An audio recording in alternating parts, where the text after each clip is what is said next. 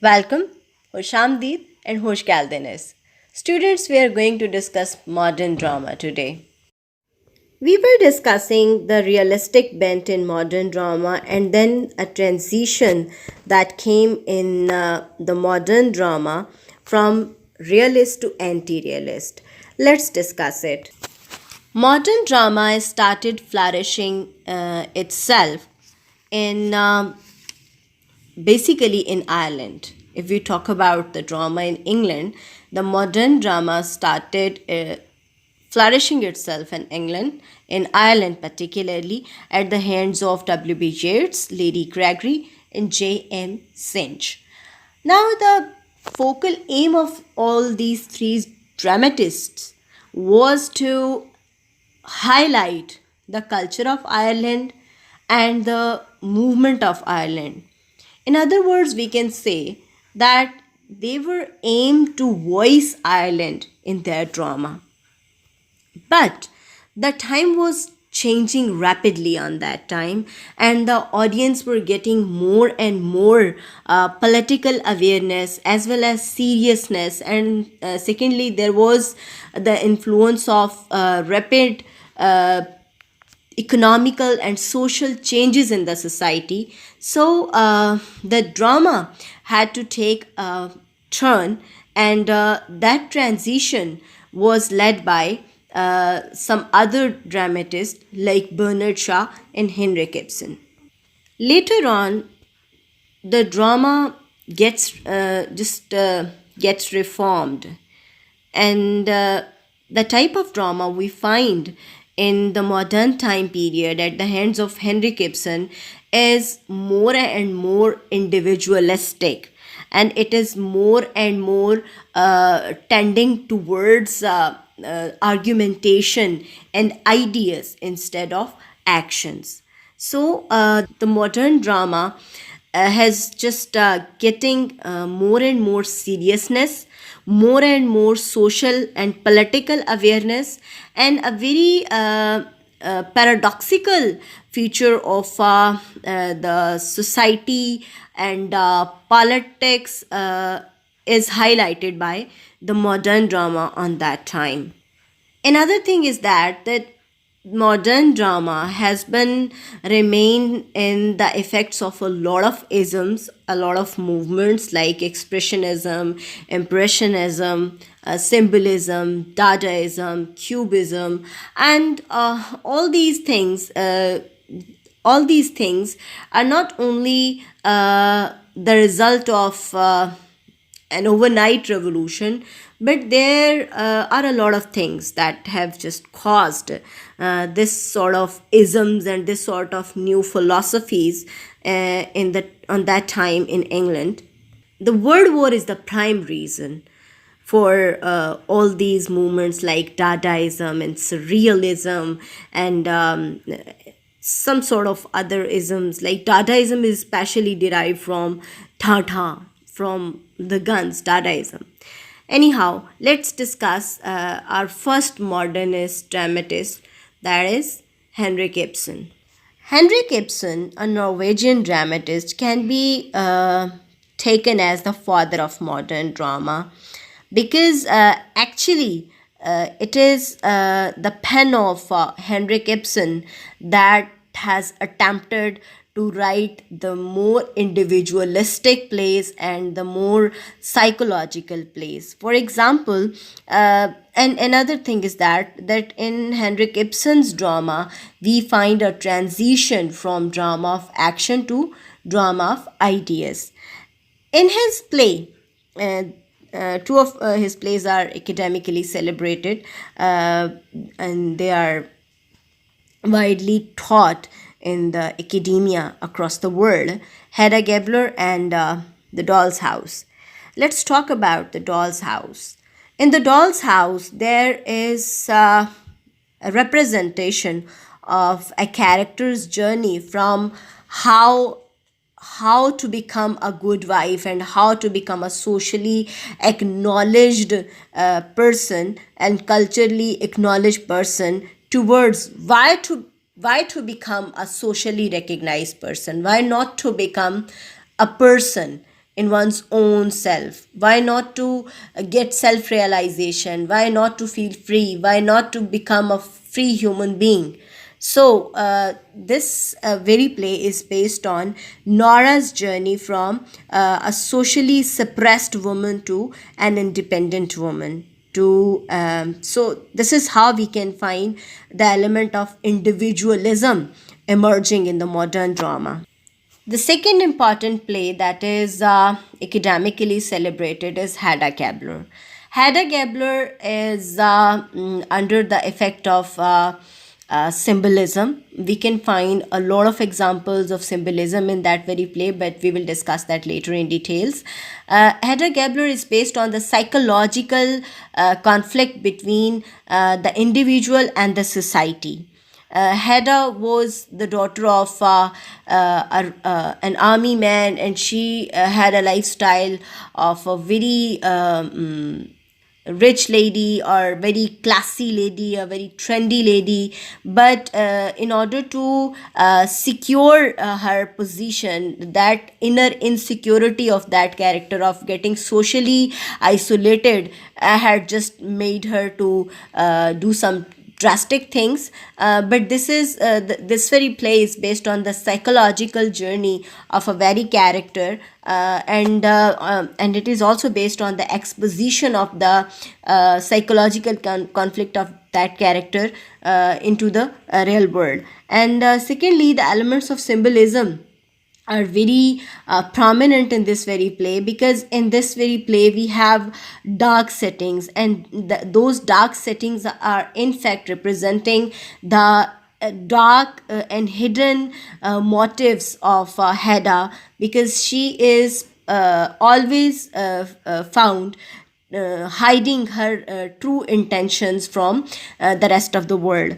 So, and secondly, Hedda is always found playing with the pistols. So this very thing, playing with pistols, can be taken another symbolist aspect, because this playing with pistol shows her desire for power, her desire to remain in power, and her insecurity to become socially isolated. So this is how that this play is based on the psychological themes, and secondly, this is based on symbolism as well. But in both of these plays, we find a quest for of an individual towards individualism, and their characters, they want to exercise their individualism, and in order to exercise their individualism, they have to just break the norms, and sometimes they have to commit some criminal activities, because the society is so congested, and they are not letting the individuals to celebrate their true self. So, in Henrik Ibsen, another very important thing that has been remained in research for a long time, that he is also the father of feminism. We can say that in his plays we can find the emerging feminist stance.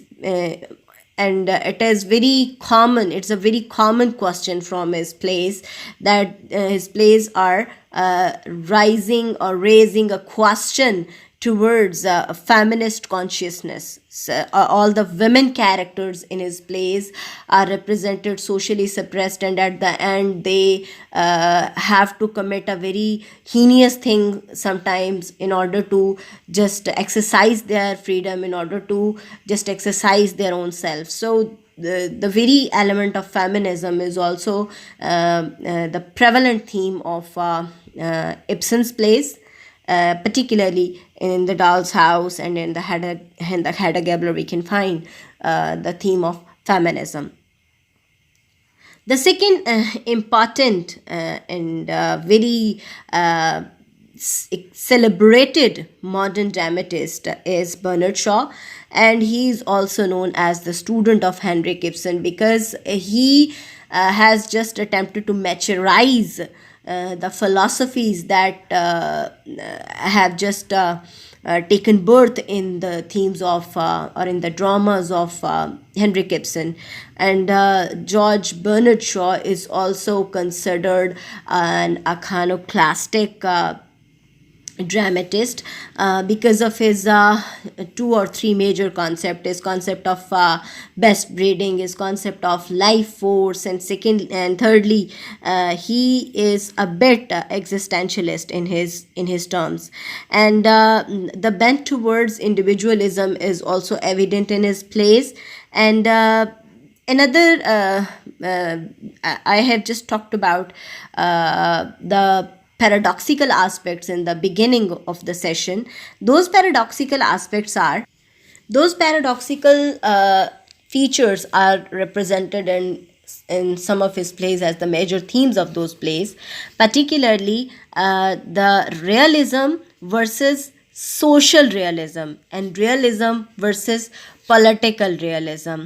And another very important feature is myth versus reality and individualism and women. These are the prime features of Bernard Shaw's dramas. And another important feature is war. There are many plays that are academically celebrated, written by George Bernard Shaw, but I am just keeping in view two or three of his plays that are my favorite plays, and I have just taught them as well. They are Arms and the Man, Saint Joanne, and Major Barbara. In all these three plays, particularly in Major Barbara and in the Arms and the Man, we can find this very conflict of realism versus social realism and realism versus political realism.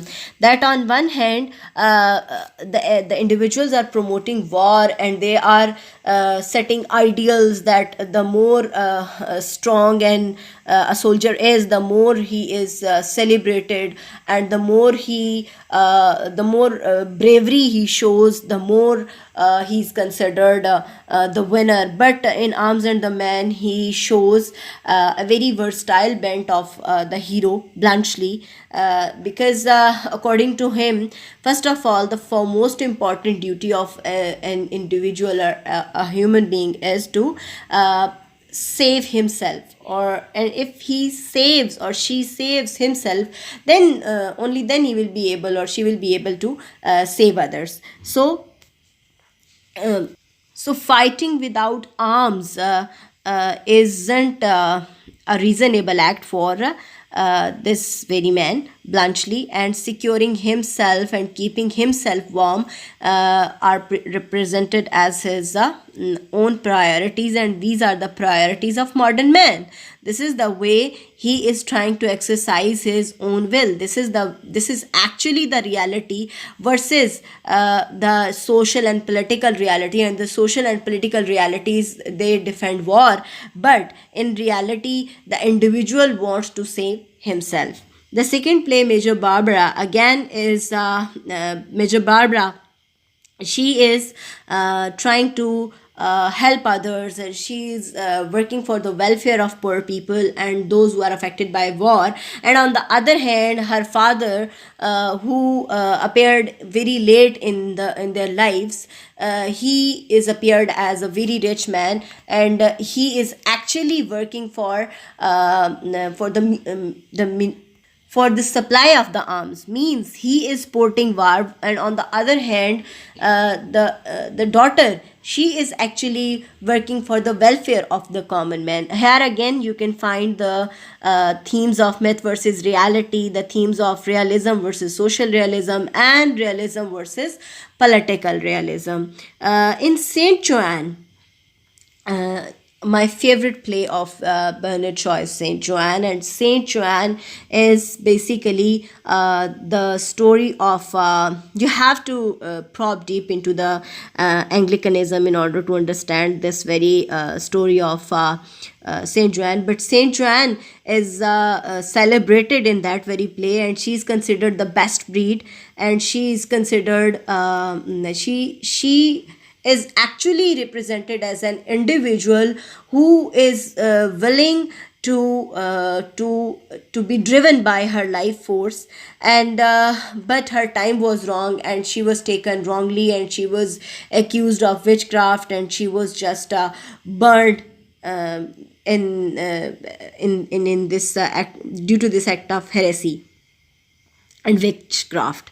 But in fact she was a saint, and later on in the very I think 18th centuries, her sainthood was declared. And then after that, Bernard Shaw, he just tried to tribute that very Saint Joanne, in his play Saint Joanne. So, the Nietzschean concepts of existentialism are also the part of uh, his plays. Even in Saint Joanne and in the Major Barbara, there are existentialist features, as well as in Arms and the Man we can find the existentialist feature, because existentialism sports the idea that okay, life is meaningless, but if only in the case we are not ready to probe deep into it. There is a minute difference between nihilism and existentialism. Nihilism is just total denial and just total disappointment, but existentialism doesn't go into a total disappointment. So there is a difference between these two concepts. I'll have a separate session on the discussion of the basic tenets of nihilism as well as existentialism. Thank you so much for today. See you in the next session. Allah Hafiz.